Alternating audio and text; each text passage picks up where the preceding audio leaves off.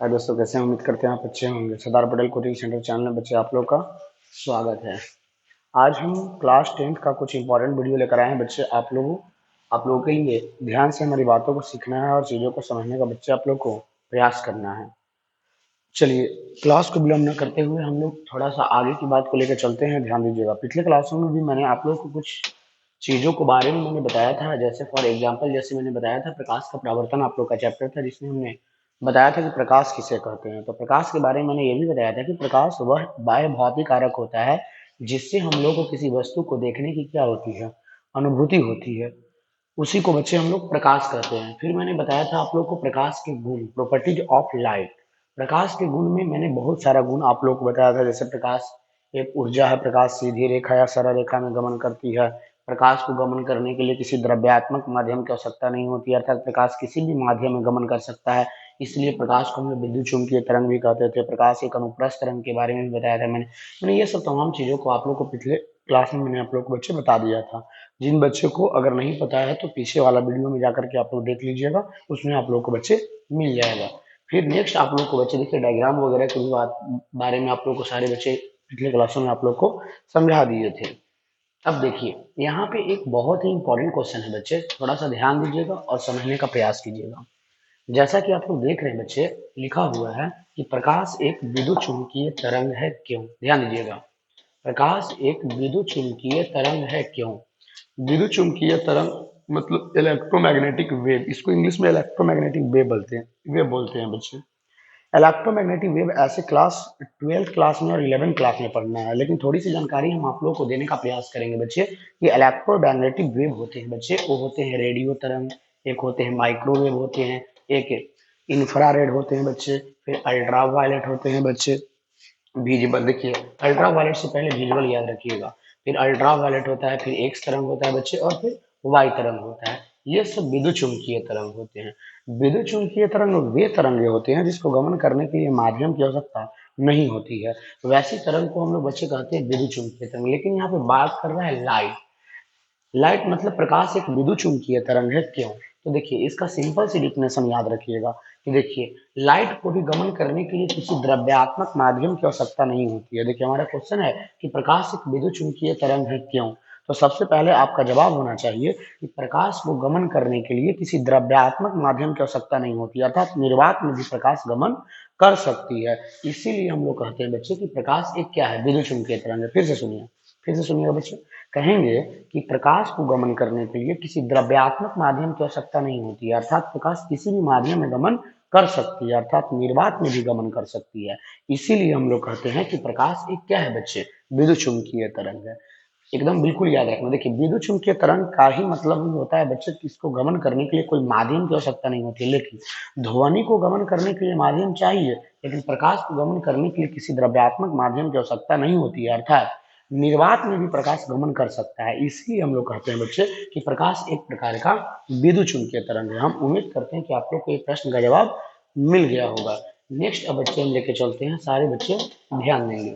Next point क्या कहता है, सारे बच्चे को ध्यान देना है। देखिए, सबसे पहले नेक्स्ट पॉइंट अब है हमारे बच्चे इस चैप्टर में, किरण किसे कहते हैं। तो किरण आप लोगों को पता होना चाहिए कि जब भी प्रकाश जब गमन करता है तो जो रास्ता बनता है, उसी रास्ता के दिशा जो होता है, डायरेक्शन होता है, उसी डायरेक्शन को बच्चे हम लोग क्या कहते हैं, किरण। जैसे देखिए, ये जो प्रकाश है, प्रकाश के जो गमन पथ की जो दिशा है, जो डायरेक्शन है, प्रकाश के जो गमन पथ की जो दिशा है, इसी प्रकाश के गमन पथ की दिशा को बच्चे हम क्या कहते हैं, किरण। तो याद रखना है किरण किसे कहते हैं। तो कहिएगा कि प्रकाश के गमन पथ के दिशा को, प्रकाश के गमन पथ की दिशा को बच्चे हम लोग क्या कहते हैं, किरण कहते हैं। फिर नीचे आप लोग का है बच्चे, देखिए किरण पुंज या प्रकाश पुंज किसे कहते हैं। किरण पुंज, देखिए पुंज का मतलब होता है बच्चे गुच्छा। तो देखिए यहाँ पे किरणों का गुच्छा है, किरणों का गुच्छा है, कई किरणों का गुच्छा। तो जब हम किरणों के गुच्छा को आपस में मिला देते हैं बच्चे, तो बन जाता है किरण पुंज या प्रकाश पुंज। तो इसमें कहिएगा कि किरणों के समूह को, किरणों को जब हम लोग ग्रुपिंग कर देंगे, समूहित कर देंगे, तब वह कहलाने लगता है बच्चे किरण पुंज या प्रकाश पुंज। याद रखना है बच्चे, फिर से एक बार बोल देते हैं, सुन लीजिएगा बढ़िया से। किरणों के समूह को, किरणों के समूह को किरण पुंज या प्रकाश पुंज कहते हैं। किरण पुंज बच्चे याद रखिएगा 3 प्रकार के होते हैं, याद रखना है। किरण पुंज कितने प्रकार के बच्चे, तीन प्रकार के होते हैं बच्चे, याद रखना है। किरण पुंज कितने प्रकार के होते हैं? तीन प्रकार के। बढ़िया सुनिएगा, किरण पुंज तीन प्रकार के। पहला किरण पुंज जिसे हम लोग कहते हैं समानांतर किरण पुंज, समानांतर किरण पुंज, और दूसरा जिसे हम लोग कहते हैं अभिसारी, या इसका एक और नाम है जिसे हम लोग संसरित किरण पुंज कहते हैं, और दूसरा जिसका नाम है बच्चे अपसारी, या इसी को हम अपसरित किरण पुंज के नाम से भी जानते हैं। चलिए डायग्राम से हम लोग क्लियर करने का प्रयास करेंगे। देखिए पहला यहाँ पे समानांतर किरण पुंज, दूसरा देखिए अभिसारी किरण पुंज, और तीसरा देखिए अपसारी किरण पुंज। देखिए डायग्राम हम ला रहे हैं, डायग्राम से हम देखिए तीनों को हम लोग क्लियर कर देते हैं। सारे बच्चे ध्यान से देखिएगा और समझने का प्रयास कीजिएगा। देखिए समानांतर किरण पुंज है तो इसमें कहिएगा ऐसा किरण पुंज जिसकी सभी किरणें एक दूसरे के क्या होती है? समानांतर होती है। ऐसा किरण पुंज जिसकी सभी किरणें एक दूसरे के समानांतर होती है, वैसे किरण पुंज को बच्चे हम समानांतर किरण पुंज कहते हैं। देखिए ये सारे के सारे किरण एक दूसरे के पैरेलल हैं, एक दूसरे के समानांतर है, इसलिए इस किरण पुंज को बच्चे हम कहेंगे समानांतर किरण पुंज। देखिए इसमें क्या हो रहा है, सारे बच्चे ध्यान देंगे। देखिए इसमें क्या हो रहा है, इसमें यही हो रहा है, ध्यान देना सारे बच्चे को, देखिए ध्यान से। इसमें यही हो रहा है कि यहाँ से देखिए, यहाँ से किरण निकल के सभी दिशाओं में देखिए फैल जा रहा है। तो फैलने वाला चीज को हम लोग कहते हैं अपसारी। देखिए हम लोग कहते हैं देहात में गेहूं को पसार दो, पसार दो मैंने अपसार दो। जनरली नाम अपसार होता है लेकिन लोग बोलते हैं पसारना, लेकिन जनरली नाम होता है अपसार। तो देखिए अपसार मैंने अपसारी। तो देखिए कहिएगा ऐसा किरण पुंज जिसकी सभी किरणें एक बिंदु से निकलकर, ऐसा किरण पुंज जिसकी सभी किरणें एक बिंदु से निकलकर, एक बिंदु से निकलकर चारों दिशाओं में फैल जाती है। ऐसा किरण पुंज जिसकी सभी किरणें एक बिंदु से निकलकर, ऐसा किरण पुंज जिसकी सभी किरणें एक बिंदु से निकलकर चारों दिशाओं में फैल जाती है, ऐसे किरण पुंज को बच्चे हम अपसारी किरण पुंज, ध्यान दीजिएगा, अपसारी, अपसारी किरण पुंज, ये अपसारी किरण पुंज, या एक और नाम है बच्चे जिसे हम लोग कहते हैं अपसरित, अपसरित किरण पुंज कहा जाता है। आप लोग को याद रखना। देखिए ये वाला बच्चे समानांतर किरण पुंज, ये वाला बच्चे क्या है? समानांतर किरण पुंज है। ये समानांतर किरण पुंज है क्योंकि सभी किरणें देखिए एक दूसरे के समानांतर है, एक दूसरे के समानांतर होगा तो समानांतर किरण पुंज कहलाएगा। देखिए अब सारे किरण पुंज कहिएगा ऐसा किरण पुंज जिसकी सभी किरणें एक बिंदु से निकलकर चारों दिशाओं में फैल जाती है, वैसे किरण पुंज को अपसारी किरण पुंज या अपसरित किरण पुंज कहा जाता है। इस डायग्राम को देखिए, देखिए सभी किरणें एक बिंदु पर जाकर क्या हो जा रहा है? मिल जा रहा है। तो देखिए इसमें कहेंगे ऐसा किरण पुंज जिसकी सभी किरणें एक बिंदु पर जाकर क्या हो जाती है? मिल जाती है। ऐसा किरण पुंज जिसकी सभी किरणें एक बिंदु पर जाकर क्या हो जाती है? मिल जाती है। तो वैसे किरण पुंज को हम अभिसारी, अभिसारी या अभिसारी या संसरित, अभिसारी या संसरित किरण पुंज कहते हैं। बच्चे आप लोग को याद रखना है, अभिसारी या संसरित किरण पुंज कहते हैं, तो याद रखना है। देखिए ये हो गया समानांतर किरण पुंज, ये हो गया अपसारी किरण पुंज, और ये हो गया अभिसारी या संसरित। संसरित माने एक बिंदु पर जाकर इकट्ठा कर देना, संसरित का मतलब होता है एक बिंदु पर जाकर इकट्ठा कर देना, एक बिंदु पर जाकर मिला देना। ऐसे किरण पुंज को अभिसारी या संसरित किरण पुंज कहा जाता है। आप लोग को बच्चे याद रखना है। देखिए नीचे भी डायग्राम उसी जैसा है, आप लोग को ध्यान देना है। देखिए इसको कहते हैं हम लोग समानांतर, पैरेलल बीम कहते हैं। इसको देखिए कहते हैं डाइवर्जेंट, डाइवर्जेंट माने फैला देना, और कन्वर्जेंट का मतलब एक बिंदु पर क्या कर देना? मिलाना। इसको कहते हैं समानांतर किरण पुंज, इसको कहते हैं अपसारी किरण पुंज, और इसको कहते हैं अभिसारी किरण पुंज। हम उम्मीद करते हैं कि आप लोग को बच्चे यहाँ पे समझ में आ गया होगा। अब देखिए यहाँ पे नेक्स्ट पॉइंट है जिसका नाम है, देखिए बच्चे लिखा हुआ है आत्मदीप्त पदार्थ, सेल्फ ल्यूमिनियस ऑब्जेक्ट। क्या होता है सेल्फ ल्यूमिनियस? नाम ही है बच्चे सेल्फ ल्यूमिनियस। सेल्फ ल्यूमिनियस का मतलब जिसके पास अपना प्रकाश होता है। कहिएगा ऐसा पदार्थ जिसके पास अपना प्रकाश होता है, वैसे पदार्थ को हम लोग आत्मदीप्त पदार्थ या दीप्तिमान पदार्थ कहते हैं। जैसे सूर्य, सूर्य के पास बताइए बच्चे अपना प्रकाश है कि नहीं है? बिल्कुल है। देखिए इधर से बल्ब जल रहा है, बल्ब के पास भी अपना प्रकाश होता है बच्चे।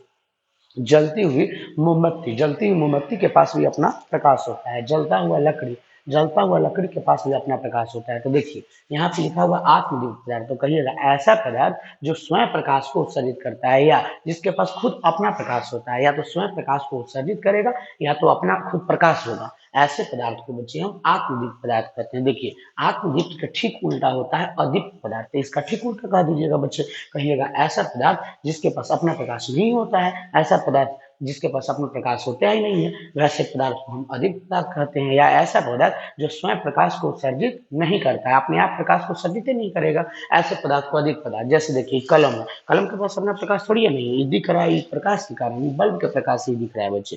तो देखिए ये चीज अधिक पदार्थ है। और भी जैसे मान लीजिए कि हम चंद्रमा की बात करते हैं, चंद्रमा के पास भी अपना प्रकाश नहीं होता, वो तो सूर्य के प्रकाश से प्रकाशित होता है। ग्रह हो जाएगा बच्चे, उपग्रह हो जाएगा, लेकिन तारा, तारा हो जाएगा आत्मनिर्भर पदार्थ, क्योंकि तारा के पास अपना प्रकाश होता है, क्योंकि तारा के अंदर संलयन अभिक्रिया होता है। संलयन अभिक्रिया H1 हाइड्रोजन हाइड्रोजन मिल करके हीलियम नाभिक बनाता है, वहाँ संलयन अभिक्रिया होता है, और संलयन अभिक्रिया होने के कारण वहां से पर्याप्त मात्रा में उसमें और प्रकाश निकलता है। तो इसीलिए तारे के अंदर याद रखिएगा अपना प्रकाश होता है, लेकिन ग्रह उपग्रह के अंदर अपने प्रकाश नहीं होता है। आप लोग को याद रखना है। देखिए कुछ हम डायग्राम लेकर आए हैं बच्चे, आप लोग को ध्यान देना। देखिए ये सूर्य है, सूर्य के पास देखिए अपना प्रकाश होता है, लेकिन देखिए नॉन लुमिनियस ऑब्जेक्ट जैसे मून, मून चंद्रमा, देखिए यहाँ पे मून है, मून चंद्रमा, चंद्रमा के पास अपना प्रकाश नहीं होता, ये सूर्य के प्रकाश से प्रकाशित होता है। देखिए इधर भी बहुत सारा देखिए वस्तु है, जैसे देखिए यहाँ पे सूर्य है, सूर्य के पास देखिए अपना प्रकाश होता है, तो इसको हम लोग रखेंगे आत्मदीप्त में या दीप्तिमान में। देखिए यहाँ पे जलता हुआ लकड़ी है, इसके पास भी अपना प्रकाश है, लेकिन देखिए पेंसिल के पास अपना प्रकाश नहीं होता है बच्चे। क्यों नहीं होता है? क्योंकि दूसरे के प्रकाश से प्रकाशित होता है, अपना प्रकाश होता ही नहीं। देखिए कैंची, हाँ देखिए यहाँ पे टॉर्च, टॉर्च के पास अपना प्रकाश है। देखिए सनफ्लावर है अर्थात सूर्यमुखी है, सूर्यमुखी के पास नाम तो है सूर्यमुखी, लेकिन इसके पास अपना प्रकाश नहीं होता है, इसलिए इसे अधिक में रखें। देखिए जलता हुआ कैंडल, मोमबत्ती है, देखिए इसके पास भी अपना प्रकाश होगा। देखिए किताब के पास अपना प्रकाश नहीं होगा, इसलिए इसको हम अधिक में रखेंगे। देखिए गेंद, गेंद के पास भी अपना प्रकाश नहीं होता है, इसलिए इसको भी हम लोग अधिक पदार्थ में रखेंगे। देखिए इधर भी बहुत सारा है, जैसे देखिए सूर्य है, सूर्य के पास अपना प्रकाश होता है, इसलिए सूर्य को बच्चे हम लोग रखेंगे आत्मदीप्त पदार्थ में। देखिए पृथ्वी, पृथ्वी के पास अपना प्रकाश नहीं होता है, इसको अधिक में रखेंगे, इसको भी अधिक में रखेंगे। देखिए किताब को भी अधिक में रखेंगे। देखिए लैंप से प्रकाश चल रहा है, इसको दीप्यमान में रखेंगे या आत्मदीप्त में रखेंगे। तो देखिए ये सब तमाम चीजें, ग्रह उपग्रह है, इसके पास अपना प्रकाश नहीं होता, लेकिन हाँ सूर्य के पास अपना प्रकाश होता है। सूर्य को बच्चे हम आत्मदीप्त पदार्थ, हम उम्मीद करते हैं कि आप लोग को आत्मदीप्त और अधिक पदार्थ समझ में आया होगा। अब देखिए अगला पॉइंट क्या कहता है। देखिए पदार्थ को जनरली तीन भागों में बांट दिया गया है। देखिए एक होता है पारदर्शी, एक होता है अपारदर्शी, अब एक होता है पारभासी। तो देखिए तीनों को हम क्लियर कर देते हैं। देखिए डायग्राम से, देखिए ये जिराफ है बच्चे, अब इधर देखिए तीन गो शीशा लगा हुआ है, खिड़की लगा हुआ है, शीशा देखिए खिड़की में शीशा लगा हुआ है। अब देखिएगा पारदर्शी किसे कहते हैं। देखिए पारदर्शी का मतलब होता है कि जिसे हम आर पार देख सकते हैं, माने ऐसा वस्तु या ऐसा पदार्थ जिससे हम आर पार देख सकते हैं। तो देखिए यहाँ से आर पार देखिए तो जिराफ दिखाई दे रहा है कि नहीं दे रहा है? दे रहा है। इसका मतलब कि इतना से इतना दूर जितना भी शीशा लगा हुआ है बच्चे, एक प्रकार का ये पारदर्शी है। देखिए पारदर्शी का मतलब होता है जिससे हम आर पार देख सकते हैं, या कह सकते हैं ऐसे भी कि ऐसा पदार्थ जिससे होकर प्रकाश आर पार दिखाई देता है, वैसे पदार्थ को पारदर्शी पदार्थ कहते हैं। और एक होता है अपारदर्शी। अपारदर्शी मतलब जिससे हम होकर हम आर पार नहीं देख सकते हैं। देखिए इससे होकर हम आर पार देख रहे हैं, नहीं देख रहे हैं, तो जब हम इससे होकर आर पार नहीं देख रहे हैं, इसलिए ये वाला बच्चे कहलाएगा आपका कुछ अपारदर्शी। ये वाला अपारदर्शी है, या कहना ऐसा पदार्थ जिससे होकर प्रकाश आर पार नहीं होता। अगर यहाँ से लाइट जलाइएगा तो आर पार नहीं होगा प्रकाश, प्रकाश आर पार नहीं होगा, तो ऐसे पदार्थ को हम लोग कहते हैं अपारदर्शी। लेकिन बच्चे देखिए एक होता है पारभासी, कुछ भाग दिखाई देगा और कुछ भाग दिखाई नहीं देगा। तो देखिए ऐसा पदार्थ जिससे हम कुछ भाग देख सकते हैं और कुछ भाग नहीं भी दिखाई देता है। देखिए धुंधला दिखाई दे रहा है, तो ऐसे पदार्थ को हम पारभासी। तो देखिए इसको प्रकाश के रूप में पढ़िएगा, ऐसा पदार्थ जिससे होकर प्रकाश का कुछ भाग पार करता है और प्रकाश का कुछ भाग पार नहीं करता है, ऐसे पदार्थ को बच्चे हम पारभासी पदार्थ। तो देखिए ये हो गया पारदर्शी, ये हो गया पारभासी, और ये हो गया अपारदर्शी। सेम डायग्राम देखिए इसमें भी, देखिए इसमें उधर वाला दृश्य दिखाई दे रहा है, तो दे रहा है तो ये बच्चे हो जाएगा पारदर्शी। देखिए इनमें थोड़ा थोड़ा धुंधला धुंधला दिखाई दे रहा है, तो देखिए ये हो जाएगा पारभासी। आई में देखिए बिल्कुल नहीं दिखाई दे रहा, जब बिल्कुल नहीं दिखाई दे रहा तो ये बच्चे अपारदर्शी। अब देखिए इसमें भी डायग्राम वही चीज है। देखिए तो इसमें आर पार दिखाई दे रहा है कि नहीं दे रहा बच्चे? आर पार दिखाई दे रहा है, तो देखिए जिससे होकर हम आर पार देख सकते हैं उसे पारदर्शी कहते हैं। तो देखिए ये हो जाएगा पारदर्शी। देखिए इसमें धुंधला धुंधला दिखाई दे रहा है, तो बच्चे ये वाला हो जाएगा पारभासी, पारभासी हो जाएगा। और इसमें बिल्कुल नहीं दिखाई दे रहा, इसलिए बच्चे ये वाला हो जाएगा अपारदर्शी। तो ये हो जाएगा पारदर्शी, ये हो जाएगा पारभासी, और ये हो जाएगा अपारदर्शी। अच्छा प्रकाश से रिलेट कर देते हैं बच्चे, देखिए प्रकाश से रिलेट कर देते हैं। तो देखिए ऐसा पदार्थ जिससे होकर प्रकाश आर पार कर जाता है। देखिए प्रकाश यहाँ पे देखिए बच्चे आर पार कर जा रहा है, प्रकाश में बिल्कुल देखिए सब आर पार कर जा रहा है, तो ऐसे पदार्थ को हम लोग बच्चे पारदर्शी पदार्थ कहते हैं। लेकिन देखिए इसमें देखिए कुछ पारे नहीं कर रहा है बच्चे, देखिए सब रुक जा रहा है, सब रुक जा रहा है, ई करे नहीं हो रहा है, इस तरफ नहीं आ रहा, इस तरफ नहीं आ रहा, तो ऐसे पदार्थ को हम लोग कहते हैं अपारदर्शी। और देखिए इसमें प्रकाश का कुछ भाग पार किया और कुछ भाग नहीं पार किया,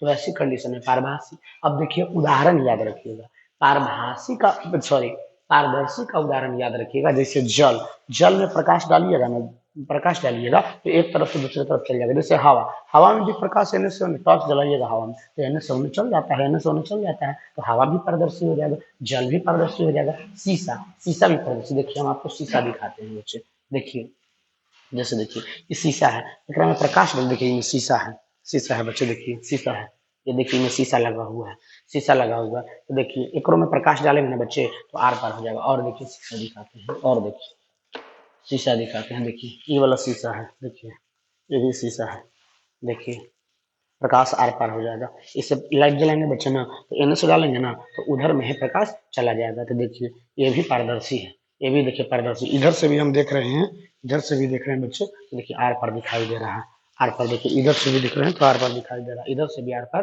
दिखाई दे रहा है, तो आर पार दिखाई देगा तो पारदर्शी, तो शीशा हो जाएगा। देखिए ये भी शीशा है, इसमें लेंस लगा हुआ है बच्चे, उत्तल लेंस लगा हुआ है, याद रखना उत्तल लेंस लगा हुआ है।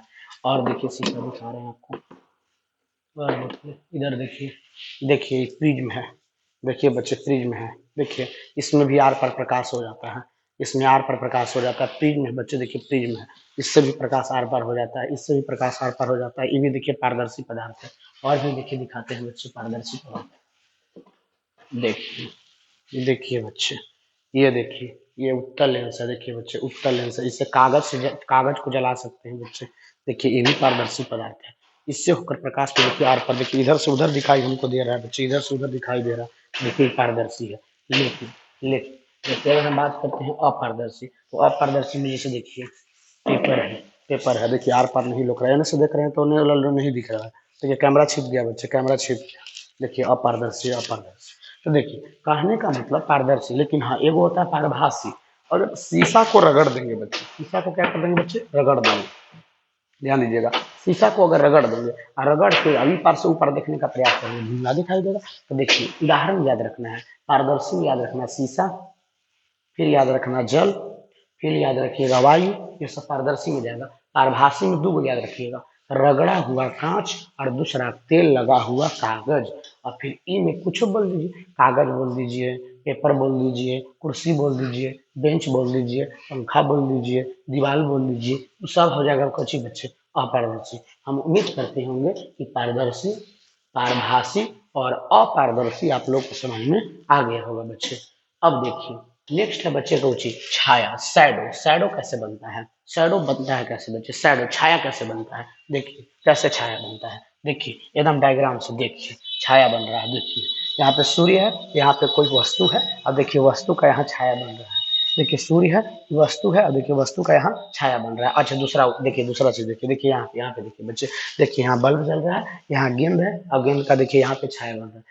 परिभाषा कैसे, सुनिएगा रटिएगा नहीं, समझिएगा, कहिएगा बच्चे कि जब जब प्रकाश के पथ में, जब प्रकाश के पथ में कोई अपारदर्शी वस्तु रख दी जाती है, जब प्रकाश के पथ में कोई अपारदर्शी वस्तु रख दी जाती है तो प्रकाश अपारदर्शी वस्तु को पार नहीं कर पाता है, अपारदर्शी मैंने प्रकाश को पार नहीं कर पाएगा ना बच्चे।